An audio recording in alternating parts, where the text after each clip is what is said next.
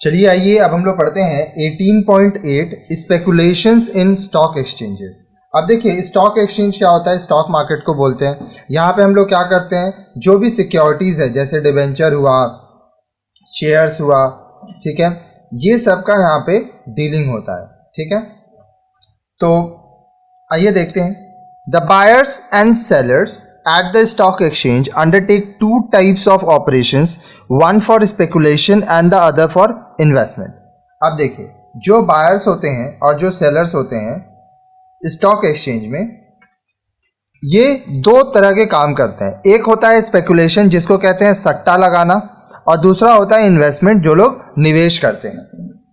Those who buy securities primarily to earn a regular income from such investment and possibly make some long term gain on account of price rise in future are called investors. अब वो लोग जो लोग security खरीदते हैं regular income के रूप में, ठीक है, वो इन्वेस्टमेंट करते हैं इस तरह से कि लॉन्ग टर्म गेन हो उनका, उन लोगों को इन्वेस्टर कहा जाता है। They take delivery of the security and make full payment of the price. वो जो सिक्योरिटी खरीदते हैं उसका वो डिलीवरी लेते हैं और पूरा पेमेंट करते हैं, पूरा पैसा देते हैं। Such transactions are called investment transaction. अब इस ट्रांजैक्शन को जब एक इन्वेस्टर सिक्योरिटीज का डिलीवरी ले रहा है और पूरा पैसा दे रहा है उसको इन्वेस्टमेंट ट्रांजैक्शन कहते हैं।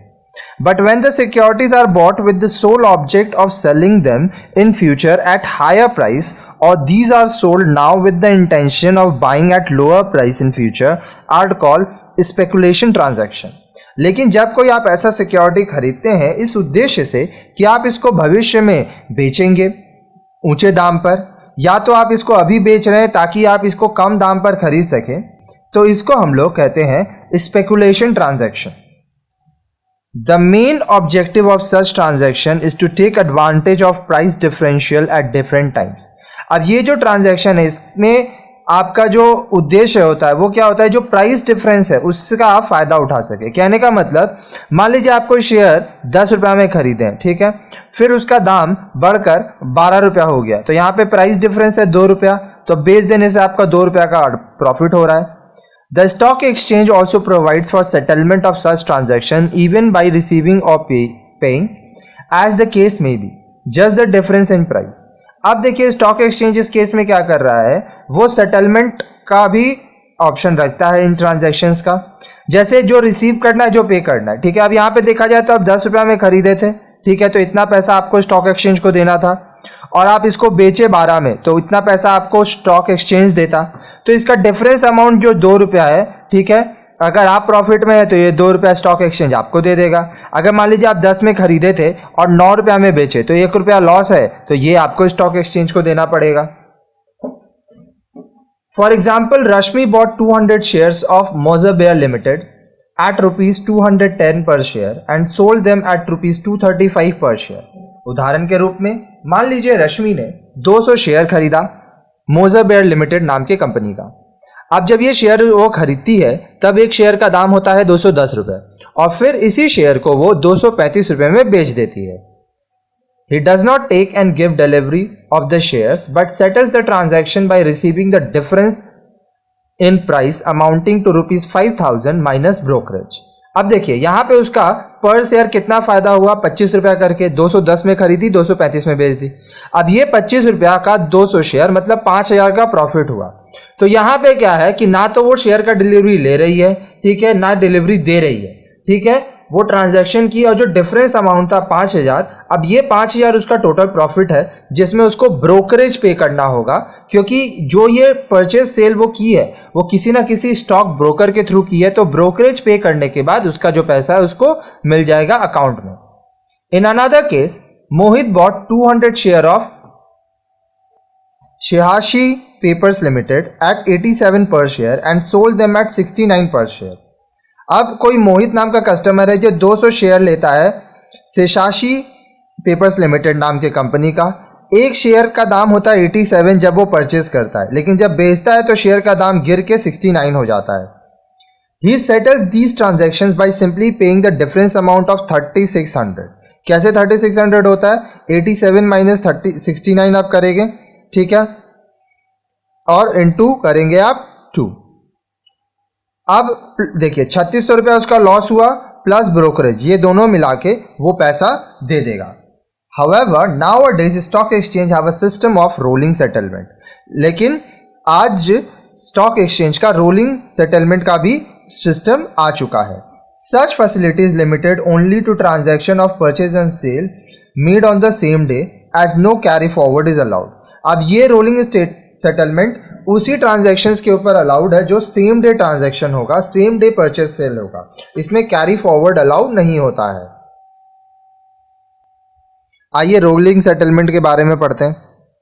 Earlier trading in stock exchange was held face to face called pit trading without the use of computers and the advance computer software as it is today.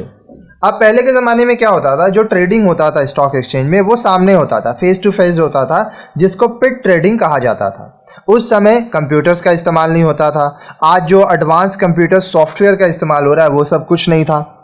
In those times transactions were settled, that is actual delivery of shares through share certificates by the seller and payment of money by the buyer in the stock exchange only on a fixed day of the week, say on Saturday or on a Wednesday, irrespective of which day of the week the share were bought and sold. This was called fixed settlement. अब उन दिनों क्या होता था, उन दिनों जो transactions होता था, ठीक है, उसको कैसे सेटल किया जाता था, उसका एक्चुअल डिलीवरी होता था, शेयर को लोगों को दिया जाता था शेयर सर्टिफिकेट के थ्रू, ठीक है। और जो सेलर होता था, जो पेमेंट करता था, पेमेंट कौन कर रहा है, जो बायर है, ठीक है। सेलर क्या कर रहा है, वो शेयर्स का एक्चुअल डिलीवरी कर रहा है स्टॉक एक्सचेंज में। अब ये कब होता था, वीक का एक फिक्स डे होता था, जैसे मान लीजिए सैटरडे या वेंसडे, ठीक है। चाहे शेयर कभी भी खरीदा गया हो, कभी भी बेचा गया हो, एक दिन ऐसा होता था जब इसका एक्चुअल डिलीवरी या पेमेंट ऑफ मनी होता था। इसको फिक्स सेटलमेंट कहते थे। Today, with the electronic and computer-based system of recording and carrying out of share transactions, stock exchanges go in for rolling settlement. आज इलेक्ट्रॉनिक सिस्टम आ गया है, computer system आ गया है, शेयर्स का जो ट्रांजैक्शन है, खरीद बिक्री, उसको रिकॉर्ड करने के लिए, कैरी करने के लिए, तो एक स्टॉक एक्सचेंज क्या करते हैं, अब रोलिंग सेटलमेंट इस्तेमाल करते हैं। That means transactions are settled after a fixed number of days of the transaction rather than on a particular day of the week. इसका मतलब क्या हुआ, जो ट्रांजैक्शंस है, ठीक है, वो कुछ दिनों बाद उसको सेटल कर लिया जाता है, ना कि हफ्ता या किसी एक दिन में। For example, if a stock exchange goes for T+2 days of rolling settlement, the transaction is settled within 2 working days of occurring of the transaction, T being the day of the transaction, ठीक है। अब मान लीजिए stock exchange एक rule follow कर रहा है T+2, मतलब ट्रांजैक्शन के साथ का 2 दिन बाद, तो ये क्या होगा, जब ट्रांजैक्शन होगा उसको 2 दिन के अंदर सेटल कर देना होगा, ठीक है।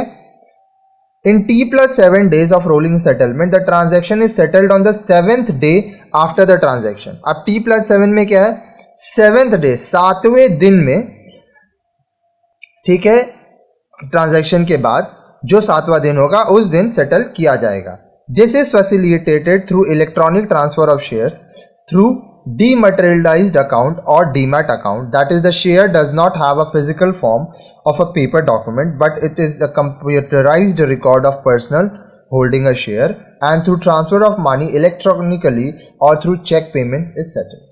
अब इसमें क्या हो रहा है कि इलेक्ट्रॉनिक ट्रांसफर ऑफ शेयर हो रहा है, इसमें डीमैट अकाउंट या डीमैटेरियलाइज्ड अकाउंट यूज किया जाता है। अगर आपको शेयर ट्रेडिंग करना है, शेयर में लेन देन करना है, तो आपको डीमैट अकाउंट खोलना पड़ेगा, ठीक है। अब यहाँ पे जो शेयर है उसका कोई फिजिकल फॉर्म नहीं है, आपको शेयर का कोई कागज नहीं मिल रहा है, कंप्यूटराइज्ड रिकॉर्ड है कि व्यक्ति के पास कौन कौन सा शेयर्स है। साथ ही साथ जो पैसा है वो इलेक्ट्रॉनिकली ट्रांसफर हो जाता है चेक पेमेंट के थ्रू, या तो इलेक्ट्रॉनिक आप पैसा भेज सकते हैं।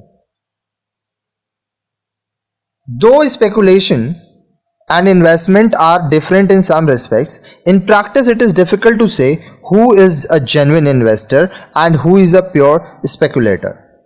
अब देखिए, ये जो सट्टाबाजी होती है स्पेकुलेशन, और जो इन्वेस्टमेंट होता है निवेश, ठीक है, ऐसे तो ये अलग अलग है, ठीक है, कुछ कुछ चीज़ों में, लेकिन जब आप एक्चुअली प्रैक्टिस पे आएंगे, जब आप देखेंगे कि लोग किस तरह से शेयर ट्रेडिंग कर रहे हैं, तो ये बहुत मुश्किल है समझ पाना कि कौन जेन्युइन इन्वेस्टर है और कौन पूरी तरह से सट्टा खेल रहा है। Sometimes even a person who has purchased the share as a long-term investment may suddenly decide to sell to reap the benefit if the price of the share goes up too high, or do it to avoid heavy loss if the price starts declining steeply. अब कभी कभी मान लीजिए कोई व्यक्ति है जो कि कुछ शेयर खरीदता है लॉन्ग टर्म इन्वेस्टमेंट सोच के, लेकिन अचानक से वो प्लान करता है कि नहीं भाई अब मैं शेयर बेच दूंगा क्योंकि अचानक से प्राइस बहुत बढ़ रहा है, ठीक है, तो वो प्रॉफिट लेना चाहता है। या तो ऐसा हो कि प्राइस गिर रहा है, ठीक है, तो वो ये सोचे कि भाई बेच देते हैं इससे पहले कि बहुत ज़्यादा लॉस हो जाए। But he can not be called a speculator because his basic intention has been to invest. लेकिन इसको हम लोग सट्टेबाज नहीं कह सकते, स्पेकुलेटर नहीं कह सकते, क्योंकि उसका जो इंटेंशन था, उद्देश्य था, वो इन्वेस्टमेंट का ही था। It is only when a person's basic intention is to take advantage of a change in price and not to invest, then the transaction may be termed as speculation. अब जब किसी व्यक्ति का यह उद्देश्य होता है या इंटेंशन होता है कि उसको चेंज इन प्राइस का एडवांटेज लेना है, फ़ायदा उठाना है, उसको इन्वेस्टमेंट नहीं कर रहा है, उसको सिर्फ ट्रांजैक्शन करना है ताकि वह जो प्राइस 1 रुपया 2 रुपया जो ऊपर नीचे होता है उसका वो फ़ायदा उठा सके, तब उसको स्पेकुलेशन, सट्टेबाजी कहा जाता है।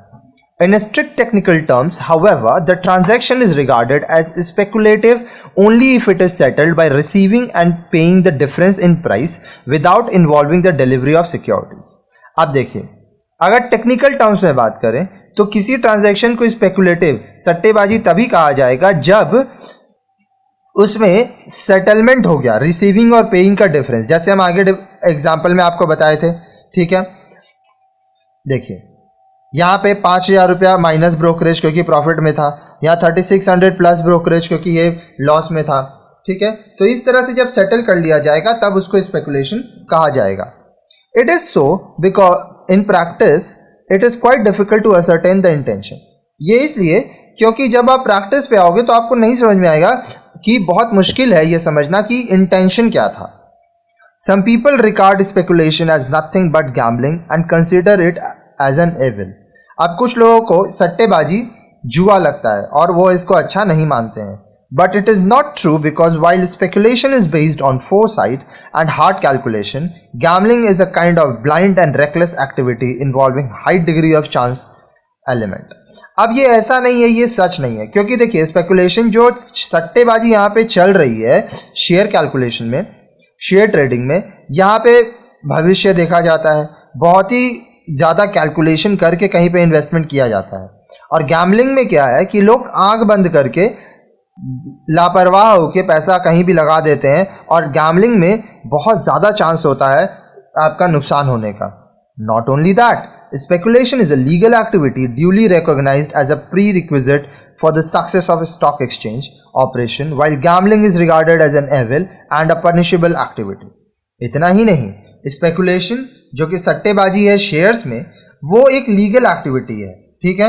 और स्टॉक एक्सचेंज का जो काम होता है उसका सक्सेस का सबसे बड़ा रीज़न भी यही है। हालांकि जो गैम्बलिंग होता है वो गलत काम होता है और वह एक पनिशेबल एक्टिविटी है, वो गैर कानूनी है। However, reckless speculation may take the form of gambling and should be avoided. हालांकि अगर आप ध्यान ना देके आप सट्टा लगाएंगे, सट्टेबाजी करेंगे, तो इससे क्या होगा, आपका काफ़ी नुकसान हो सकता है और ये एक तरह का गैम्बलिंग ही होता है और लोगों को ये नहीं करना चाहिए।